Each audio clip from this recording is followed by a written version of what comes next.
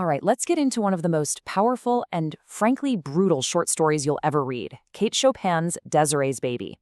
This thing starts out looking like a classic romance, but trust me, it ends in a place of just absolute devastation.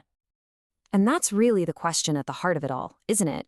It's all about how quickly a perfect life can completely fall apart when it slams up against the cruel, rigid rules of a society where one secret, one tiny question mark can destroy everything.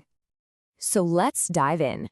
The story kicks off in what feels, for all the world, like a classic fairy tale. It's centered around this young woman who has this really mysterious past.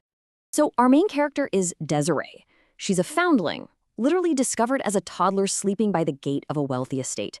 The Valmande family takes her in, raises her, and she becomes this beautiful, gentle young woman. Then when she's 18, a rich plantation owner named Armand Arbini sees her, and bam, it's love at first sight. The story says it's as if struck by a pistol shot. He doesn't care one bit that nobody knows where she came from. In fact, he's proud to give her his very important family name. So Desiree moves to Armand's plantation, which is called Labrie. And this is where that fairy tale feeling starts to get, well, a little dark. The place itself is a huge clue that tragedy is just around the corner. Labrie is the total opposite of the bright, sunny home Desiree grew up in. Chopin describes it as a sad-looking place. And you've got to pay attention to the words she uses here. The roof is like a black cowl, like a monk's hood. And the oak trees cast a shadow over it, like a pall, which is a cloth you lay over a coffin. Yeah, it's a gloomy, oppressive place, and it perfectly reflects the harsh, cruel nature of its owner, Armand. But then we get this moment of pure joy. Desiree has a baby boy, and for a little while it seems like their love is actually going to chase away the darkness of Labrie. Armand is ecstatic.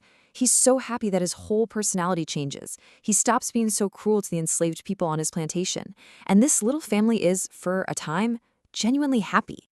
But then, when the baby is about 3 months old, everything changes. It's like a switch flips. The happy, proud father just vanishes. Armand becomes cold. He starts avoiding Desiree and the baby. He goes right back to his old, cruel ways.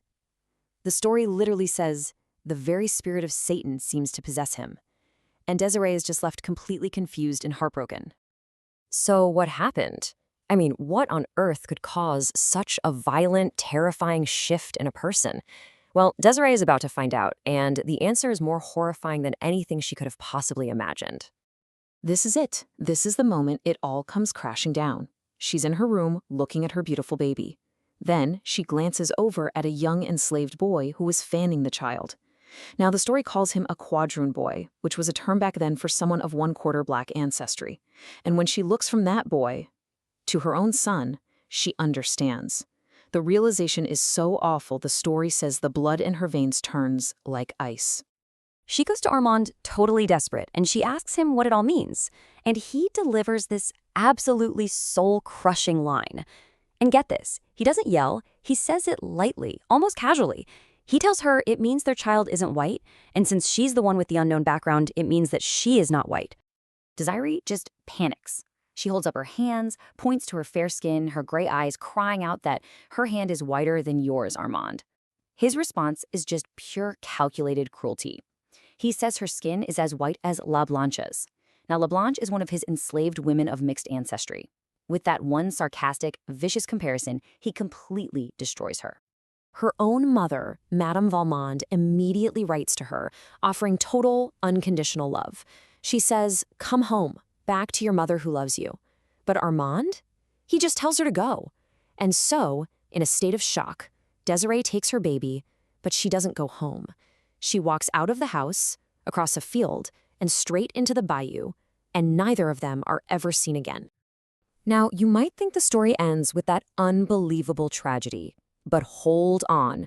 Chopin saves the most brutal, jaw-dropping twist for the very last paragraph. The biggest secret of all has yet to come out. A few weeks go by. Armand decides he needs to erase every single memory of Desiree and their child. He orders a huge bonfire built in the yard, and he has his slaves burn everything she ever owned. The baby's cradle, her beautiful gowns from Paris, even the love letters she wrote to him. It is an act of total, complete erasure. But as he's throwing the last of her letters into the fire, he finds one tucked away in the back of a drawer. It's old and worn, and it's not from Desiree. It's a letter from his own mother, written to his father years and years ago. And here it is, the final crushing blow. The letter reveals that Armand, the man obsessed with his family name, with his heritage, with racial purity, his own mother was black. She belongs to, as she puts it, the race that is cursed with the brand of slavery.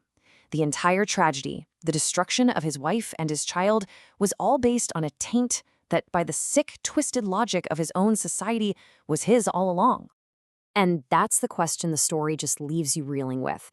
In a world built on the absurd idea of a one-drop rule, Armand's pride and his prejudice didn't just lead him to destroy the woman he loved and his own son. They led him to destroy himself, exposing the absolute insanity at the very core of racism.